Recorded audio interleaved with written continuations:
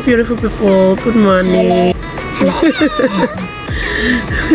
Okay, let's say hello. Hello. We're on our way to the farm, our poultry farm, Bex Poultry Farm, to feed our chickens. Come with us. Who's gonna do the cleaning? Who will clean the poultry? Me. Who is going to wash the drinkers? Me. Who is going to feed the chickens? Me. Okay. Alright, so come with me, let's go. Hello and good morning. I'm on my way to the poultry to feed the chickens. Excited for today because they are growing, like they're almost due for sale. They are going in 5 weeks. Okay, they're 5 weeks today, so we're going to see how they are doing. Thank you. Hi guys, so this is Bex Poultry Farm. Thank you for subscribing, and before we get into the video, please subscribe, like, share the video, comment, and let us make it an interactive section. So please, the subscribe button is somewhere here down below, so please click the subscribe button. Let's get into the business for today. Good morning, welcome to Bex Poultry Farm. I'm here again today, your favorite farmer girl. So before we dive into today's business, I would like to show you all the biosecurity measures that I use. So let's go. I wash my hand with soap. Then I sanitize my hand. Sanitize. That's one of the things you need to do. There's a construction work going on presently in my farm. I'm trying to adjust and expand a bit so that I can take more beds. Currently, I take like 150 beds. So with this, I'm going to do up 50 and down another 50. So after sanitizing, here's what I do every day because I did not create a space for this. So before you go into the farm, this is my disinfectant. I place a towel here, pour it on it before I go into the farm. So I'm going to put on my slippers now and I'll go home.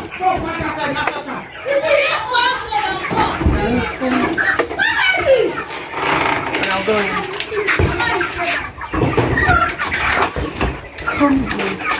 Usually I have a farm slippers I wear. I keep it somewhere in the corner there.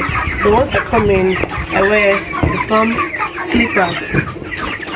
Next, because it's morning, I just came here. I'm excited at how they are. They are just 5 weeks today and they are already hitting 2.5 kg. So it's time to feed them. So I'll feed them.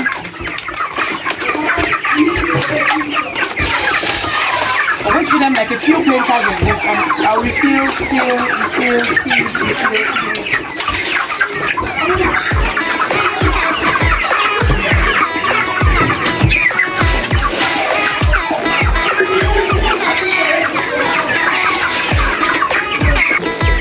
The next is to change their drinker. See that overnight.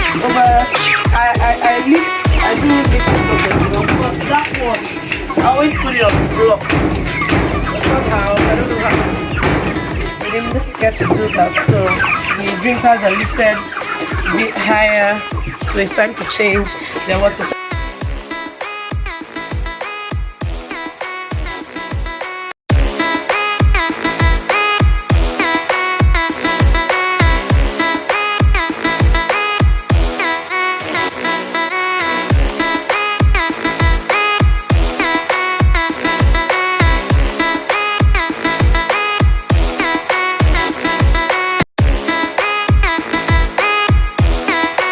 About poultry shoes, that's a good biosecurity means. I've talked about food dip, I've talked about hand sanitizer, so you have to ensure that you sanitize your hand always. And the next is to minimize visitors. As much as you want to show how you're taking care of the beds, as much as you want to show how good and well your beds are taken care of, you always have to minimize visitors that come into your farm. Do you understand? You have to minimize it. It's very important that you minimize it. Then the next is space. This space I've seen people who do like 300 in a space like this. The space is it's not quite big, but for space you have to make sure that 10 beds per square meter. I've sold from these beds actually when they were much tender. So right now we have like 100, but normally this space can take 150. And the reason for the expansion here so that we can accommodate more beds. So there's work in progress here. So aside space, ventilation is very important. Ventilation is very important. The place has to be aerated. There has to be air coming in from every corner of the farm. See, once it's very sunny, I even raise up the covering here to up once it's quite hot. But here, I'm surrounded by grasses. If you look towards me here, look there, you'll see plantain trees. There are trees everywhere, so I don't have problem with air coming into the pen. So I don't have problem with air. But for space, for chickens that lay, you have to give them like about 7 chickens or 8 chickens per square meter so that they can have the space to run around play. But for these ones that are a bit slower and docile, they grow so chubby and they walk around the whole place. So the next is lights. Where my farm is situated, actually I don't have lights, so I create my own artificial lights. Where's the light I use? So in the night I have lights. Where is it? There are about 5 of these. So this is what I do. What do you call this light? After NEPA. This light's gone after NEPA. So sometimes I have a battery that I charge and I use a solar light. But with 5 of these in the night, so mostly at night, because during the day there's actually light. So this is just everything we're doing in poultry farming, at least for now at small scale, is to cut costs. So this is just like 200 naira in Nigerian currency to do that, and you power it to the battery and it lasts till morning. So as I lights, another thing we do is, okay, I've sterilized my hands so I can pick the chickens, is litter management. If you see the floor, you see it's so dry. Your litter and bedding, you can either use, I think I combined both sawdust and wood shavings here because that was what I had. So look at here, you have wood shavings, you have sawdust. So it's very essential. In fact, it's an important. Birds even get irritated when the floor is wet, when the place is dirty. They get very, very, very, very irritated. They get very irritated. They're not comfortable. So, but once the pen is dry, you are very sure that your birds will not fall sick. You are very sure that your birds will convert feed easily. You are very sure that they will be happy. They will be in a conducive environment. In fact, they will be pure white. If you look at the birds, they are white. They are not literally on their poo. The sawdust is absorbing it. You can either use rice husk, even wheat bran if you can afford it. You can use wood shavings, you can use sawdust, you can use corn bran, that's the peel of corn. You grind it or you shred it and you spread it on the floor, whichever is available in your location.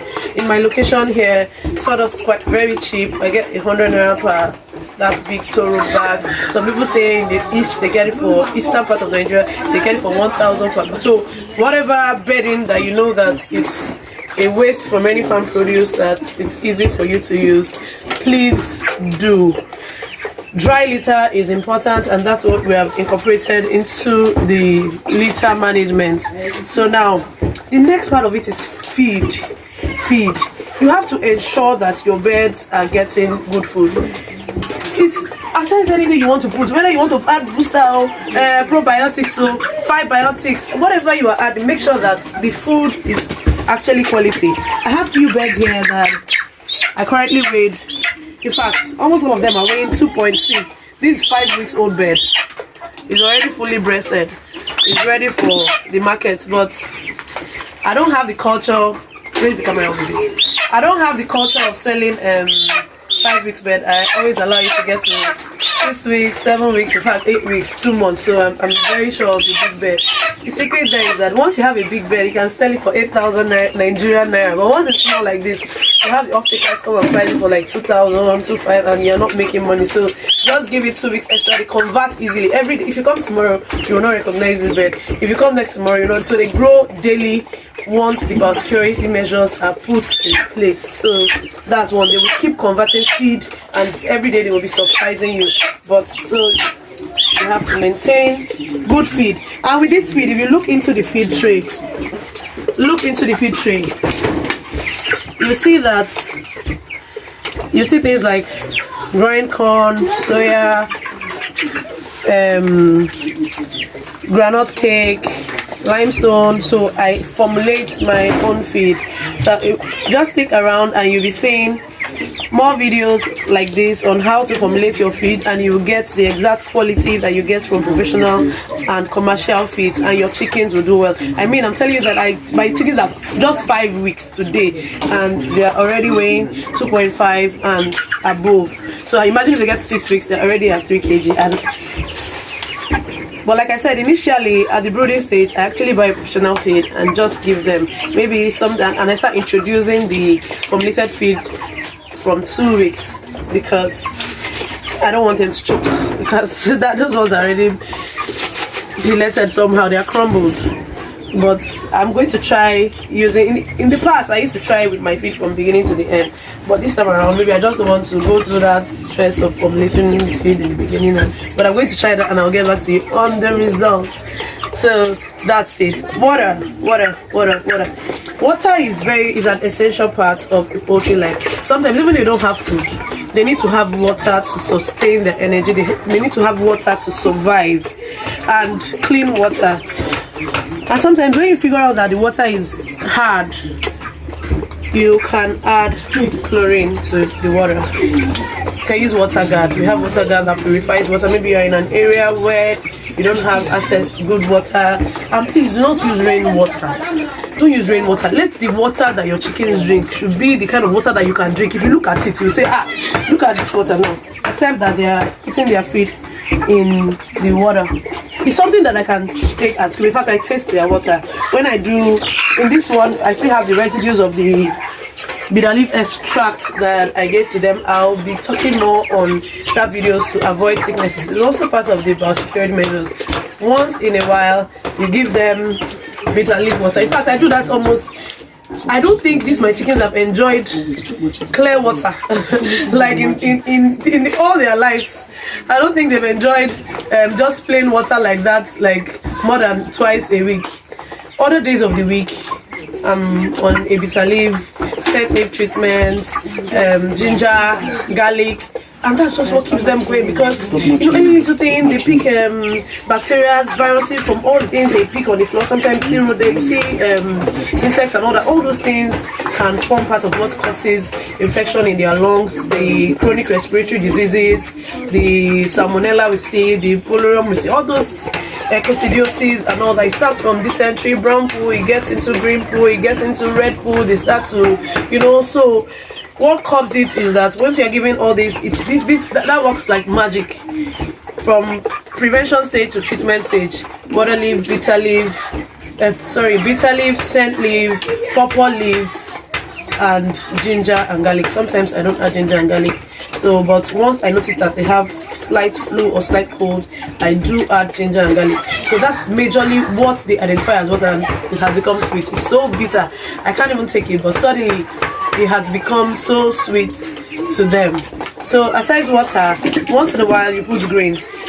What I do is when I finish squeezing that bitter leaf water, the leaf residues, I dry it and I feed it to them. Sometimes you can cut banana leaves. For those of you that are into purely organic, I am not into purely. When they're sick, I treat with synthetic drugs, but I prevent with organic.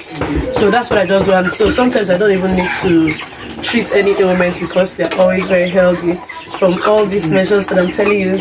So I pluck plantain leaves. Plantain leaves are a good source of calcium. So you pluck it and put it inside. You pluck bitter leaf, you put it water leaf, scent leaf stems, moringa leaves, you know, and that's it, and they will just be fine.